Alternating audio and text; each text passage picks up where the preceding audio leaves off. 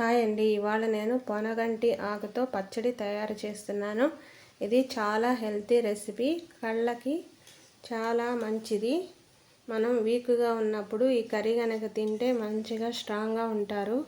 ఎలా తయారు చేయాలో ఈ వీడియోలో చూద్దాము. ఒక కట్ట పొనగంటి ఆకు తీసుకున్నాను, 4 టొమాటోస్, ఒక 3 పచ్చిమిర్చి, 4 పచ్చిమిర్చి తీసుకున్నా. ఆకుని ముందుగా నీట్గా వాష్ చేసుకోవాలి. 4 times 5 times ఉప్పు వేసుకొని, పొనగంటి ఆకు అనేది మంచి చోట చూసి తీసుకోవాలి, ఎక్కడ పడితే అక్కడ కొనకూడదు. ఈ ఆకు కుక్కర్లో వేసుకొని ఇందులో ఒక 4 టమాటాస్ తీసుకున్నాను. టమాటాస్ ఎక్కువ వేయడం వల్ల ఈ చట్నీకి చాలా బాగుంటుంది. ఇందులోనే ఒక 4 పచ్చిమిర్చి కూడా ముక్కలుగా వేసుకొని,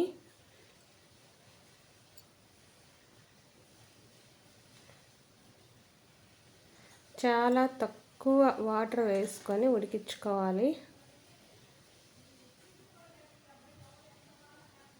చాలా తక్కువ వాటర్ వేసుకొని ఒక్క విజిల్ వచ్చేంత వరకు, సిమ్లో అయితే ఒక విజిల్ సరిపోతుంది, హైలో అయితే 2 విజిల్స్ వచ్చేంత వరకు ఉడికించుకోవాలి.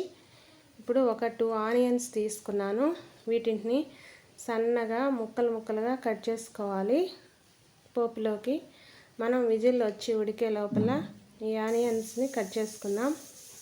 ఇప్పుడు విజిల్ వచ్చింది, దించేసుకొని స్టవ్ మీద కళాయి పెట్టుకొని ఆయిల్ వేసుకొని, ఆయిల్ హీట్ ఎక్కాక అందులో ఆవాలు, జీలకర్ర, పచ్చెనగపప్పు, మినపగుళ్ళు వేసుకొని ఇవి బాగా ఫ్రై అవ్వాలి.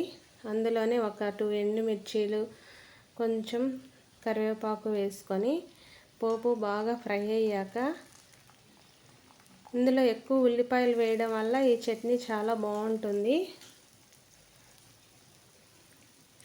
ఈ ఉల్లిపాయలు బాగా ఫ్రై అవ్వాలి, బ్రౌనిష్ కలర్ వచ్చేంత వరకు. పొనగంటి ఆకు అనేది మనం పిల్లలకి కంటి చూపు తక్కువగా ఉండే వాళ్ళకి, సైట్ ఉండే వాళ్ళకి రోజు పెడతా ఉంటే చాలా మంచిది ఆరోగ్యానికి, కళ్ళకి కూడా. పొనగంటి ఆకు తినడం వల్ల ఎన్నో వ్యాధులు కూడా నయమవుతాయని చెప్తుంటారు. ఇప్పుడు ఉడికిపోయిన ఆకుని మూత తీసుకొని కొంచెం చల్లారాక మిక్సీలో వేసుకోవాలి. టమాటాలు ముందే వేస్తే మెదగవు, అందుకని ఈ టమాటాస్ పక్కకు తీసుకొని ముందుగా మనం ఆకుని గ్రైండ్ చేసుకుందాం మిక్సీలో వేసుకొని.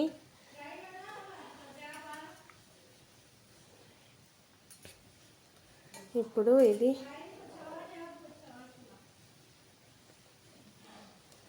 ముందుగా ఆకు మెదిగాక ఇప్పుడు ఈ టొమాటోస్ కూడా వేసుకొని మరీ మెత్తగా కాకుండా గ్రైండ్ చేసుకోవాలి.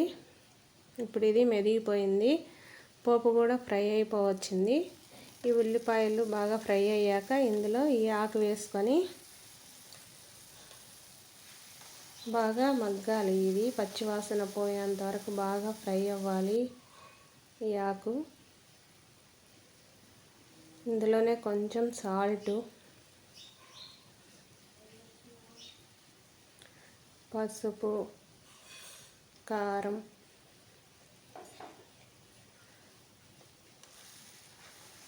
వేసుకొని ఒక 10 minutes మగ్గితే సరిపోతుంది ఈ కర్రీ.